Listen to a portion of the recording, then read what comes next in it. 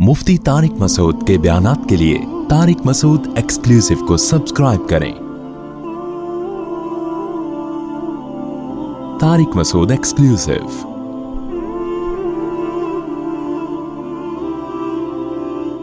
अलम तरा इलल मलई मिन बनी इसराइल, ए नबी क्या आपने देखा, या ए मुखातब जो भी कुरान पढ़ रहा है, क्या तूने देखा बनी इसराइल की एक बड़ी जमात की तरफ मूसा अलैहिस्सलाम के बाद।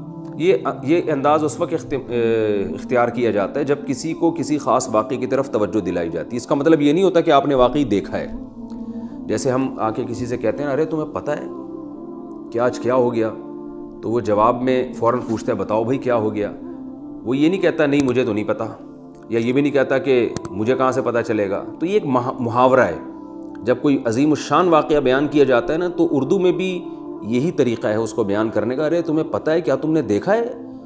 तो क्योंकि वो ताज्जुब में आ जाता है तो फिर उसको बताया जाता है कि ऐसा हुआ। तो अल्लाह ताला कुरान मजीद में जो भी तिलावत कर रहे हैं कुरान की, हर एक शख्स से खिताब करके कहते हैं क्या तो ए मुखातब जो भी तिलावत कर रहा है, क्या तूने बनी इसराइल का के उस कौम की तरफ देखा, यानी तुझे वाक़या मालूम है। मूसा अलैहिस्सलाम के दुनिया से जाने के बाद बनी इसराइल की एक कौम के साथ ऐसा वाक़या हुआ। इज़ क़ालू लिनबिय्यिन लहुम, जब वो अपने नबी से कहने लगे, सॉरी ये रुकू यहाँ से नहीं शुरू हो रहा है, इससे पहले से शुरू हो रहा है। अलम तरा इलल लदीन खरजू मिन दियारिहिम, ये चंद आयतें मुझसे छूट गई थी। अलम तरा इलल लदीन खरजू मिन दियारिहिम, ए मुखातब क्या तूने देखा उन लोगों को जो अपने घरों से निकले, वहुम उलूफुन, जबकि वो हज़ारों की तादाद में थे। क्यों घरों से निकले, हदर अल मौत, मौत के डर से। हुआ ये था बनी इसराइल में किसी कौम में यह वाक़या हुआ है। कब हुआ, इसकी मुद्दत क्या है, हमें इसके बारे में कोई मुस्तनद हदीस में नहीं मिलता। बस इतना इजमाली किस्सा मिलता है जितना कुरान ने बताया है। और वो क्या है कि बनी इसराइल के कुछ लोग, या पिछली उम्मतों में कुछ लोग, ज़रूरी नहीं कि बनी इसराइल में ही हों, पिछली उम्मतों में कुछ लोग अपने इलाके को छोड़कर भागे थे मौत के डर से, जबकि उनके लिए उस इलाके को छोड़ना जायज़ नहीं था। और ये दो सूरतों में होता है, एक जिहाद में और एक किसी इलाके में जब कोई वबा फैल जाए, तो फिर ऐसी सूरत में मौत के डर से उस इलाके को छोड़ना हराम है, नाजायज़ है। तो उस कौम में कोई या तो वबा आई थी, या उस कौम को हुक्म दे, उस पर किसी कौम ने हमला किया था और अल्लाह का हुक्म था कि तुम दिफा करो, जो दुश्मन कुफ़ार कौम है, जो जिसने तुम्हारे कंट्री पे, तुम्हारे मुल्क पे हमला किया, उनसे लड़ो। तो या उस कौम में कोई ताउन जैसी बीमारी फैल गई थी, जैसे आजकल कोरोना फैला हुआ है। तो हुक्म यह है कि शरीयत का कि अगर आप पर हमला हो जाता है, बाहर से कोई कंट्री आप पे हमला करता है, आपकी कौम पे, आपके मुल्क पे, इस्लाम पे, तो आपके लिए वहाँ से भागना जायज़ नहीं, बल्कि आप पर लड़ना वाजिब है। और इसी तरह इस्लाम का ये भी हुक्म है कि अगर किसी इलाके में कोई वबा फैल जाए तो मौत के खौफ से आप उस इलाके को छोड़ के भाग नहीं सकते। तो इन दोनों बातों में से कोई एक बात हुई थी। मुफस्सिरीन ने ये इसलिए बयान किया है कि अगर इसके अलावा किसी इलाके में मौत का खौफ हो जाए ना, तो वहाँ से भागना वाजिब है। जैसे कोई सैलाब आ रहा है, ज़लज़ला आ रहा है खुदा न ख्वास्ता, या कोई समुद्री तूफ़ान आ रहा है, फिर तो भागना फ़र्ज़ है। तो ये उसी सूरत में होगा, ये आयत मुंतबिक होगी जहाँ भागना नाजायज़ हो। और वो दो ही सूरतों में नाजायज़ है, एक जिहाद के वक्त भागना नाजायज़ है, और एक जब कोई वबा फैल जाए तो अपना इलाका छोड़ के भागना नाजायज़ है। तो ऐसे मौके पे अल्लाह पे तवक्कुल करना, एतमाद करना फ़र्ज़ है कि मौत ज़िंदगी अल्लाह के हाथ में है। जब उसने हमें यहाँ से जाने की इजाज़त नहीं दी तो हम नहीं जाएंगे, क्योंकि अल्लाह चाहेगा तो यहाँ भी हमें ज़िंदा रख सकता है, और मारना चाहेगा तो हम भाग गए तो भी मारेगा। तो अल्लाह फरमाते हैं कि ए नबी क्या आपने देखा उन लोगों की तरफ, या ए मुखातब क्या तुमने देखा उन लोगों की तरफ जो हज़ारों की तादाद में थे और मौत के डर से फिर भी भाग गए। फ़क़ाल लहुमुल्लाहु, अल्लाह ने क्या कहा उनसे, मुँह तू मर जाओ। यानी अल्लाह ने ऐसे नहीं कि फ़रिश्ते के ज़रिए उनको कहा हो कि सब मर जाओ, यानी अल्लाह का एक तकवीनी फ़ैसला हुआ कि सबको अल्लाह ने मार दिया। तो इसको ताबीर यूँ किया है कि गोया अल्लाह ने उनको ये ऑर्डर दिया कि तुम मर जाओ। तो ये मतलब नहीं कि उनको ख़ुदकुशी करने का हुक्म दिया, ये कुरान का एक अंदाज़ है बयान करने का कि अल्लाह ने उन सबको मौत दे दी कि चलो तुम मौत के डर से भागे थे ना, मर जाओ सारे। सुम्मा अहयाहुम, फिर अल्लाह ने उन सबको दोबारा ज़िंदा किया, ये बताने के लिए कि मैं वैसे भी तुम्हें मार सकता हूँ, और तुम मेरे हुक्म को पूरा करो। मारना होगा तो मार दूंगा, ज़िंदा रखना होगा तो ज़िंदा रख दूंगा। और अगर मेरे हुक्म को पूरा करके भाग गए तो मैं वैसे भी तुम्हें मार सकता हूँ। तो वैसे ही सारी कौम को ही मार दिया अल्लाह ने, और फिर इबरत का निशान बनाने के लिए अल्लाह ने दोबारा उनको ज़िंदा कर दिया, ताकि ये इबरत का निशान बने बाद वालों के लिए, और ख़ुद इनको भी इबरत हो। इन्नल्लाह लज़ू फ़ज़लिन अलन्नास, फरमाया कि देखो अल्लाह कैसा फ़ज़ल वाला है लोगों पर। اصول تو یہ تھا کہ مار دیتا تو دوبارہ زندہ نہ کرتا، بس مر گئے اب تو حساب و کتاب شروع ہے، لیکن اللہ نے ان کو تنبیہ کرنے کے لیے دوبارہ زندہ کر دیا واقعی، اور پھر ہمارے لیے اس واقعے کو نشانی بنا دیا۔ بے شک اللہ تعالیٰ لوگوں پر فضل کرنے والا ہے، ولیکن اکثر الناس لا یشکرون، لیکن اکثر لوگ شکر ادا نہیں کرتے۔ کیوں؟ کیونکہ نشانیاں بہت سی دیکھ رہے ہیں اللہ کی، پھر بھی شکر ادا نہیں کرتے اور اللہ کا بندہ بننے کی کوشش نہیں کرتے۔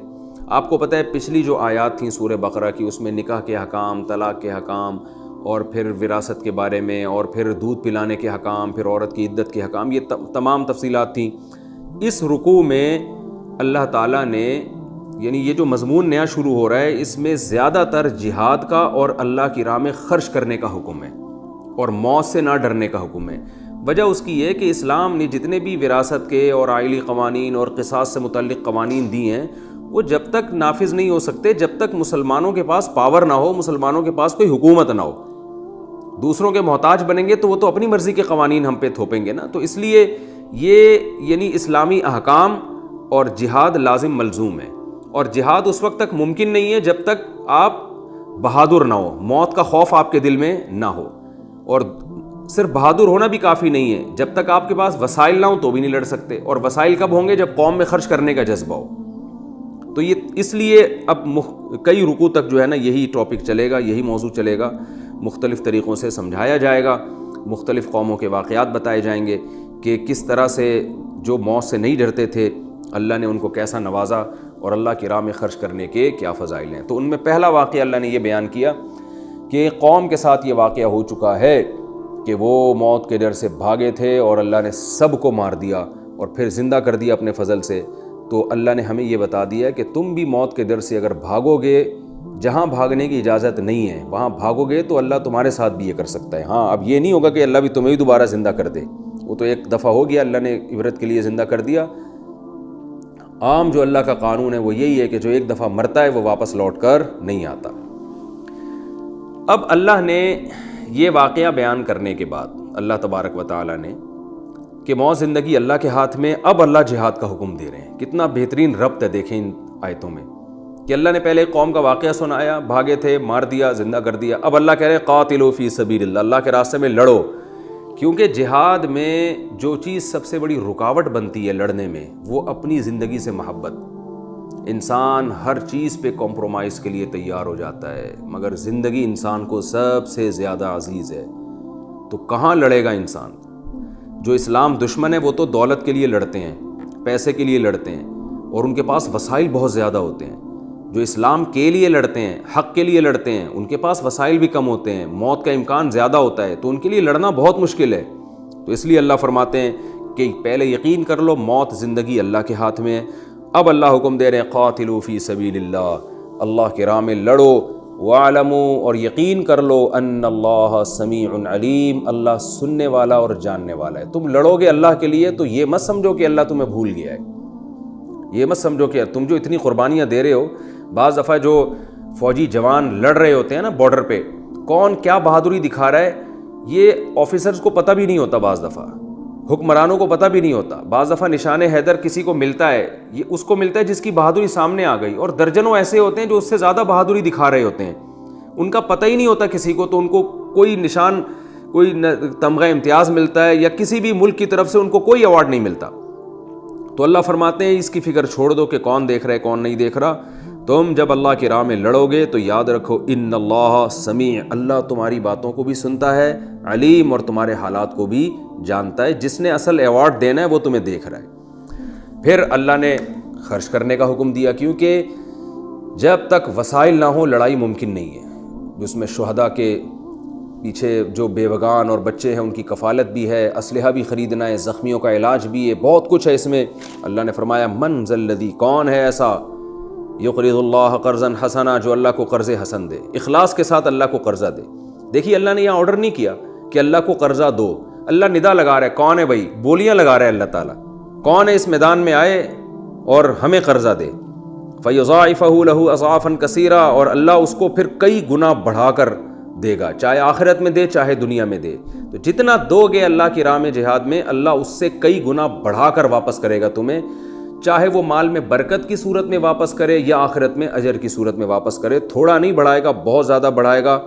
اور واللہ یقبض ویبسط, تمہیں اشکال ہوگا اللہ میں جب دوں گا تو میں تو غریب نہ ہو جاؤں کہیں. تو اللہ فرماتے ہیں رزق بڑھانا اور رزق کم کرنا یہ اللہ کے ہاتھ میں ہے. غیب سے اللہ اسباب پیدا کر کے جس کا رزق چاہے بڑھا دے, اور غیب سے اللہ اسباب پیدا کر کے مالداروں کو فقیر اور غریب کر دے. تو اس میں کا مطلب یہ نہیں ہے کہ آپ جیسے ہی خرچ کریں گے تو آپ کروڑ پتی بن جائیں گے. مطلب یہ ہے کہ جیسے موت زندگی اللہ کے ہاتھ میں ہے تو اللہ کے حکم کو پورا کرو, اس کو مت دیکھو کہ کب مر رہے ہو اور کب جی رہے ہو. تو اسی طرح پیسے بڑھانا اور گھٹانا بھی اللہ کے ہاتھ میں ہے. تو اس بحث میں مت پڑو کہ خرچ کرنے سے مال کم نہ ہو جائے یا بڑھ نہ جائے, یہ اللہ پہ چھوڑ دو. وہ حکمت مصلحت سمجھے گا تو مال بڑھا دے گا, اس کی حکمت مال کم کرنے میں ہوگی تو کم کر دے گا. تمہیں جو حکم دیا جا رہا ہے تم اس کو فالو کرو. ہاں وعدہ اس نے ضرور کیا ہے کہ کئی گنا بڑھا کر لوٹائے گا. یہ لوٹانا کبھی ظاہراً ہوتا ہے کہ آپ نے 10 روپے صدقہ کی اور 1000 روپے اللہ نے آپ کو دے دیے. کبھی اس طرح سے ہوتا ہے کہ برکت دے دیتا ہے کہ 10 روپے میں آپ کے لیے وہ کام ہو جائیں گے جو ہزاروں روپے میں نہیں ہو سکتے لوگوں کے, اور آخرت کا اجر تو اپنی جگہ ہے ہی. آگے فرمایا وَإِلَيْهِ تُرْجَعُونَ, اور اسی کی طرف تم لوٹائے جاؤ گے. یعنی فرض کرو دنیا میں نہیں بھی مل رہا تو جانا تو تم نے اللہ کی طرف ہے نا. تو انسان اپنی منزل کی فکر میں اپنے سفر کو قربان کر دیتا ہے. تو آج اگر جہاد نہیں کیا اور اللہ کی راہ میں خرچ نہیں کیا تو بالآخر مرو گے بھی, اور پیسہ ویسے ہی موت کی صورت میں چھن جائے گا. تو جس کے پاس جا رہے ہو اس کے پاس جانے کی تیاری کرو. اللہ نے اس کو قرض سے جو تعبیر کیا ہے نا, تو اللہ کو تو کوئی قرض نہیں دے سکتا, لیکن اس کو اللہ نے تعبیر قرض سے کیا ہے. کیونکہ ہم جب کسی سے کہتے ہیں نا فلاں کو صدقہ دے دو تو انسان کی جان نکلتی ہے, کیونکہ پتہ ہے صدقہ تو ریٹرن نہیں ہوتا. تو اللہ فرماتے ہیں مجھے جو دو گے نا صدقہ یا زکوٰۃ, تو میں اس کو قرض ہی سمجھوں گا کہ میرے اوپر یہ لون دے دیا تم نے مجھے. اور ظاہر ہے ایک عام شریف آدمی جب لون لیتا ہے تو واپس لازمی لوٹاتا ہے. تو خالق کائنات اس صدقے اور زکوٰۃ کو اور خیرات کو لون کہہ رہا ہے, تو وہ کیسے ممکن ہے کہ وہ اس قرضے کو نہ لوٹائے, اس کو نہ لوٹائے, وہ آپ کے اس صدقے کو واپس نہ کرے. الم تر الی الملأ من بنی اسرائیل, یہاں ایک اور واقعہ شروع ہو رہا ہے, اس کا بھی جہاد سے تعلق ہے. اللہ نے ہمیں جہاد کا جب حکم دیا تو پچھلی امتوں کا ایک واقعہ بھی سنایا کہ حضرت موسیٰ علیہ السلام اور ہارون علیہ السلام کے دنیا سے جانے کے بعد جب بیت المقدس پہ یہودیوں کی حکومت قائم ہو چکی تھی, تو حضرت موسیٰ علیہ السلام کے دنیا سے جانے کے بعد ایک پیغمبر آئے اور ان کی معیت میں جہاد ہوا اور بیت المقدس پہ ان کا قبضہ ہو گیا تھا یہودیوں کا. لیکن پھر اپنی بدعمالیوں کے سبب آہستہ آہستہ آہستہ آہستہ یہ غلام ہوتے چلے گئے اور قوم عمالقہ ان پر غالب آ گئی. جب قوم عمالقہ ان پر غالب آئی ہے تو انہوں نے ان کے بہت سارے جوان لوگوں کو گرفتار کر لیا اور ان کو ملک بدر کر دیا. تو یہ بچھڑ گئے اپنی اولادوں سے. تو اب جب یہ اپنی اولادوں سے بچھڑ گئے اور اپنے ملک سے دور چلے گئے, تو پھر یہ اپنے جو وقت کے جو بھی نبی تھے جن کا نام شمویل علیہ السلام کہا جاتا ہے اسرائیلی کتابوں میں, اب واللہ عالم اسرائیلی جو روایات ہیں ان کے بارے میں حدیث میں آتا ہے کہ لا تصدقوہ ولا تکذبوہ, نہ ان کو غلط کہو نہ صحیح کہو. تو لکھا ہوا ہے صحیح بھی ہو سکتا ہے یہ نام, غلط بھی ہو سکتا ہے, ہمیں نہیں معلوم. تو ایک پیغمبر تھے, تو یہ جو پیغمبر بنی اسرائیل میں اس وقت موجود تھے, اور یہ دور تھا داؤد علیہ السلام کا. یعنی اس کے بعد اس لڑائی کے بعد داؤد علیہ السلام کی خلافت قائم ہوئی ہے, جن کا قرآن میں جن کو بتایا گیا ہے کہ ہم نے ان کو زبور دی. پھر داؤد علیہ السلام کے بیٹے پیدا ہوئے سلیمان علیہ السلام. تو پھر بنی اسرائیل کی ایک بہت زبردست خلافت قائم ہوئی تھی جو بہت سالوں تک چلی اور دنیا پہ راج کیا بنی اسرائیل نے. تو یہ اس واقعے کی طرف اشارہ ہے کہ اب داؤد علیہ السلام کی خلافت قائم ہونے جا رہی ہے, تو اس کی بنیاد کہاں سے چلی ہے. تو قوم عمالقہ بیت المقدس پہ غالب آ گئی تھی اور ان کو ملک بدر کر دیا. تو اب یہ اپنے نبی سے کہنے لگے کہ آپ جو ہے نا ہمارے لیے کوئی بادشاہ اور امیر متعین کر دیں تاکہ ہمارا کوئی کمانڈر ہوگا تو ہم اس کی معیت میں لڑائی لڑیں گے. اللہ نے خود سے ان کو حکم نہیں دیا کہ لڑو, کیونکہ ذرا بنی اسرائیل میں نالائقی زیادہ تھی. یہ کہتے اللہ تعالیٰ نے ہمیں پھر ایک مصیبت میں ڈال دیا معاذ اللہ. تو خود ہی کہنے لگے کہ نبی سے کہنے لگے کہ آپ کوئی بادشاہ بنائیں, کمانڈر بنائیں کسی کو, اور ہم اس کی میت میں جہاد کریں گے. تو نبی نے ان سے کہا, میں پہلے ترجمہ کر دیتا ہوں دوبارہ آسان. الم تر الی الملأ من بنی اسرائیل, کیا آپ نے بنی اسرائیل کے ان لوگوں کی طرف دیکھا جو موسیٰ علیہ السلام کے بعد کے لوگ تھے. اذ قالوا لنبی لہم, اپنے نبی سے کہنے لگے ابعث لنا ملکا, کوئی بادشاہ بھیجے, نقاتل فی سبیل اللہ, ہم اللہ کی راہ میں لڑیں گے. تو جب انہوں نے یہ کہا تو ان نبی نے کہا حل عصیتم ان کتب علیکم القتال والا تقاتلوا، تم سے امید یہ ہے کہ تم نہیں لڑو گے، یعنی اس کا حاصل ترجمہ یہ ہے. تو اس لیے یہ مطالبہ نہ کرو، بس جیسے زندگی گزار رہے ہو نا گزارتے رہو.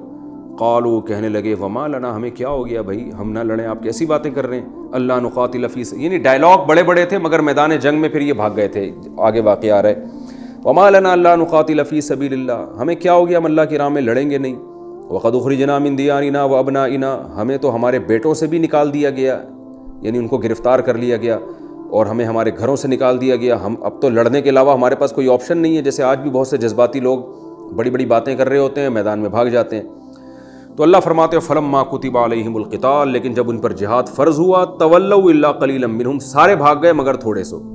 واللہ علیم بالظالمین، اللہ ایسے ظالموں سے خوب واقف ہے. آگے پھر یہ تو اللہ نے اجمالی واقعہ بیان کیا، اب آگے تفصیلی واقعہ ہے کہ جہاد فرض کیسے ہوا تھا اور کیسے انہوں نے جہاد کیا اور کیسے فرار ہوئے. اب وہ آگے سے تفصیلی واقعہ شروع ہو رہا ہے. تو جو قوم عمالقہ غالب آ گئی تھی نا، اس کے سردار کا نام تھا جالوت. بہت زبردست پہلوان تھا اور بڑا کمانڈر آدمی تھا وہ جالوت، بہت بہادر آدمی تھا، اور قوم عمالقہ بھی بہت بہادر قوم مشہور تھی. تو یہ جو ہے نا انہوں نے جب مطالبہ کیا تو اللہ تعالیٰ نے قال لہم نبیہم، یہ آگے آیت میں پڑھ دیتا ہوں، ان کے نبی نے ان سے کہا کہ ٹھیک ہے تم چاہتے ہو کہ اپنے ملک کو دوبارہ فتح کرو، تو ان اللہ قد بعث لکم طالوت ملیکا، اللہ نے تمہارے لیے طالوت کو بادشاہ بنا دیا ہے. یعنی تمہارے درمیان ایک بنی اسرائیل میں ایک شخص تھے جن کا نام طالوت تھا، اور انہی میں داؤد علیہ السلام بھی تھے جو ابھی پیغمبر نہیں بنے تھے. ایک عام بنی اسرائیلیوں میں کی طرح ان کو سمجھا جاتا تھا، جیسے ایک عام امتی ہوتے ہیں، تو اسی طرح ان میں داؤد بھی تھے اس فوج میں. تو اللہ تعالیٰ نے پیغمبر کو حکم دیا کہ آپ ان میں جو طالوت ہیں ان کو منتخب کریں اور ان کی کمانڈ ان کے حوالے کریں، اور ان کی میت میں ان کو حکم دیں کہ جاؤ قوم عمالقہ پہ حملہ کرو اور اللہ تمہیں فتح دے گا. یہ خوشخبری بھی سنا دیں ان کو. تو کہنے لگے کہ ان اللہ قد بعث لکم طالوت ملیکا، اللہ نے تمہارے لیے طالوت کو بادشاہ بنایا ہے. تو اب چونکہ جو بڑی بڑی دعوے کرنے والے لوگ ہوتے ہیں نا، وہ حکم کو اتنی آسانی سے مانتے نہیں ہیں. تو کیا کہنے لگے انا یکون لہ الملک علینا، اس کو کہاں سے ہم پر بادشاہت مل گئی. ان کو جیلسی ہونے لگی، حسد ہونے لگا کہ بھائی جیسے سیاست میں ہوتا ہے نا کہ وہ کیوں وزیر اعظم بن گیا، وہ کیوں صدر بن گیا، وہ کیوں امیر بن گیا، اس کو کیوں کمانڈر بنا دیا. تو یہی جو نیچ اور گھٹیا سوچ ہوتی ہے جو آپ کو بڑے بڑے کاموں سے روکتی ہے، تو یہی سوچ ان کی. وہ کہنے لگے اس کو کہاں سے بادشاہ بنا دیا. وَنَحْنُ حَقُّ بِالْمُلْكِ مِنْهُ، ہم زیادہ حقدار ہیں. یعنی ہم جو بڑے بڑے لوگ ہیں، ملا ہیں، قوم کے پہلے سے سردار سمجھے جاتے ہیں، انہی میں سے ایک کو بنانا چاہیے تھا. کیوں اس کو کیوں نہیں بنانا چاہیے. وَلَمْ يُؤْتَ سَعَةً مِّنَ الْمَالِ، یہ تو غریب آدمی ہے قوم کا، تو یہ تو بڑے بڑے دولت مندوں میں سے کوئی ہونا چاہیے. یہ تو ہمیں فالو کرنے والے لوگ ہیں، یہ غریب آدمی ہے، اس کو کہاں سے بنا دیا. تو اعتراض کرنے لگے. حالانکہ یہ اعتراض پیغمبر پر کفر، ایک قسم کا کفر ہے کہ پیغمبر کی بات پر آپ اعتراض کر رہے ہیں. قال، پیغمبر نے کہا ان اللہ اصطفاہ علیکم، دیکھو یہ میں نے نہیں کیا، یہ کام اللہ نے کیا ہے. تو جو اللہ جو کام کرے وہ غلط نہیں ہو سکتا. اللہ نے اس کو تمہارا کمانڈر بنایا ہے. اور رہا یہ اعتراض کہ اس میں تو صلاحیت ہی نہیں ہے کیونکہ یہ غریب آدمی ہے، تو یہ اعتراض بھی غلط ہے. وجہ اس کی یہ ہے کہ زادہ بسطۃ فی العلم والجسم، کمانڈر بننے کے لیے پیسہ نہیں چاہیے، بلکہ دو چیزیں ضروری ہیں، ایک صحت اچھی ہو اور ایک علم ہو. علم سے مراد اپنا جو کام اس کو سونپا جا رہا ہے نا وہ والا علم. اس لیے علم پر الف لام داخل ہے، خاص قسم کا علم. جیسے الکتاب خاص کتاب کو کہتے ہیں نا، تو العلم بھی خاص قسم کا علم. کیا مطلب؟ سیاست کا علم، فوج کی قیادت کا علم، جو جغرافیائی حدود ہیں کسی بھی کنٹری کی، اس کو پڑھنے، جغرافیہ کو جاننے کا علم کہ کہاں سے دشمن اٹیک کر سکتا ہے، آپ کہاں سے جا سکتے ہیں. یہ تمام نالج اس کے پاس تم سے زیادہ ہے. اور صحت اچھی ہے. صحت کے لیے کمانڈر کے لیے اعصاب اچھے ہونے چاہیے، لہیم شہیم ہونا چاہیے. تمام چیزیں جو ایک جنگی کمانڈر میں ہونی چاہیے وہ اس کے اندر ہیں. تو یہ دوسری وجہ ہے. اور تیسری وجہ کیا ہے؟ واللہ یؤتی ملکہ من یشاء، کہ اللہ جس کو چاہے بادشاہت دے، کمانڈر بنا دے. تو یہ تیسری وجہ ہے کہ یعنی یہ دو وجہ تمہاری سمجھ میں نہیں آ رہی، تو اللہ نے جب بنا دیا تو اللہ کو اختیار تو حاصل ہے. واللہ واسع علیم، اور اللہ وسعت والا، علم والا ہے. کیا مطلب؟ اگر یہ غریب ہے تو اللہ کو یہ بھی اختیار ہے کہ اللہ وسعت دے کے اس کو پیسہ دے دے، مال دے دے. تو ان بحثوں میں مت پڑو اور یہ یقین کر لو کہ یہ اللہ کی طرف سے تمہارا کمانڈر ہے. قوم چونکہ نالائق لوگ زیادہ تھے اس قوم میں، تو وہ پھر پیغمبر سے کہنے لگے ٹھیک ہے آپ اللہ کے نبی ہیں اور آپ جو کچھ کہتے ہیں وہی سے کہتے ہیں، ہمیں یقین ہو گیا، مگر مزید اطمینان کے لیے کوئی بڑی نشانی اگر اللہ ہمیں دکھا دے کہ واقعی یہ اللہ کی طرف سے سلیکٹڈ ہے تو اور ہمیں اطمینان ہو جائے گا۔ تو اللہ نے ان نالائقوں کے اطمینان کے لیے پیغمبر سے کہا کہ آپ ان کو کہہ دیں کہ حضرت موسیٰ اور ہارون علیہ السلام کا جب انتقال ہوا نا تو ان کے کچھ باقیات، یعنی حضرت موسیٰ کی لاٹھی، ان کے کپڑے، جو پیغمبروں کی نشانیاں ہوتی ہیں جو بڑی متبرک ہوتی ہیں، ظاہر ہے موسیٰ کلیم اللہ کی لاٹھی تھی، وہ کیسے کیسے معجزے ظاہر ہوئے اس سے، اور اس میں حضرت موسیٰ کا لباس اور ہارون علیہ السلام کا لباس، ان کی پگڑی، یا جو کچھ بھی اس طرح کی چیزیں تھیں ان کی باقیات تھیں، وہ بنی اسرائیل نے ایک تابوت میں رکھی ہوئی تھی جب بیت المقدس میں رہا کرتے تھے، اور اس کو بڑا ایک ادب احترام کیا کرتے تھے، جو کہ کرنا بھی چاہیے کہ پیغمبر کی ایک مقدس چیزیں، اور اس کی برکت بھی یہ ہوتی تھی کہ کہا جاتا ہے کہ جب بھی کسی جنگ میں وہ اس تابوت کو لے کے جاتے تو اللہ ان کو فتح عطا فرماتا تھا۔ تو جب بنی اسرائیل کو بیت المقدس سے نکالا گیا ہے تو یہ تابوت بھی وہیں رہ گیا، اور جالوت نے جو ہے اس تابوت پہ قبضہ کر لیا، جو عمالقہ قوم کا سردار تھا۔ تو اللہ تعالیٰ نے نبی کو حکم دیا کہ آپ ان سے کہہ دیں کہ تمہارے مزید اطمینان کے لیے نا فرشتے وہ تابوت جس میں موسیٰ اور ہارون علیہ السلام کی باقیات ہیں، وہ تابوت اٹھا کے وہاں سے لے آئیں گے۔ تو اس تابوت کا فرشتوں کے ذریعے آنا، اور پھر وہ تابوت تمہارے ساتھ، تمہارے جو جب تم لڑائی لڑو گے نا تو اس میں تمہارے ساتھ ہوگا وہ تابوت۔ تو یہ بھی اس بات کی نشانی ہے کہ اللہ تمہارے مدد کرنا چاہتا ہے، اور یہ جو طالوت تمہارے کمانڈر بنے، سب کچھ اللہ ہی کی طرف سے ہو رہا ہے، کیونکہ فرشتوں کو تو اللہ ہی حکم دے سکتا ہے نا، تو اس میں اور تمہیں اطمینان ہو جائے گا۔ تو اس لیے انہوں نے فرمایا، نبی نے وقال لہم نبیہم، ان کے نبی نے ان سے فرمایا، ان آیت ملکہ، دیکھو اس طالوت کی بادشاہت کے برحق ہونے کی ایک بڑی نشانی یہ بھی ہے، ان یاتیکم التابوت، کہ تمہارے پاس تابوت آئے گا، فیہ سکینۃ من ربکم، جس میں تمہارے رب کی طرف سے سکون ہوگا۔ تو بہت سے مفسرین اس طرف گئے ہیں، اس سے مراد ہے اوریجنل تورات، یعنی جو موسیٰ علیہ السلام کو تورات ملی تھی نا کوہ طور پہ، جو اوریجنل، بعد میں تو اس کے نسخے لکھے ہیں نا ان لوگوں نے اپنے ہاتھوں سے، تو جو اوریجنل تورات ہے وہ بھی اس تابوت کے اندر ہوگی، تو اس سے تمہیں اطمینان ہوگا اور سکون ملے گا۔ وَبَقِيَّةٌ مِّمَّا تَرَكَ آلُ مُوسَىٰ وَآلُ ہارون، اور آل موسیٰ اور آل ہارون نے جو، یعنی حضرت موسیٰ اور ہارون علیہ السلام کے جو قریبی رشتہ دار تھے، ان کی جو باقیات ہیں۔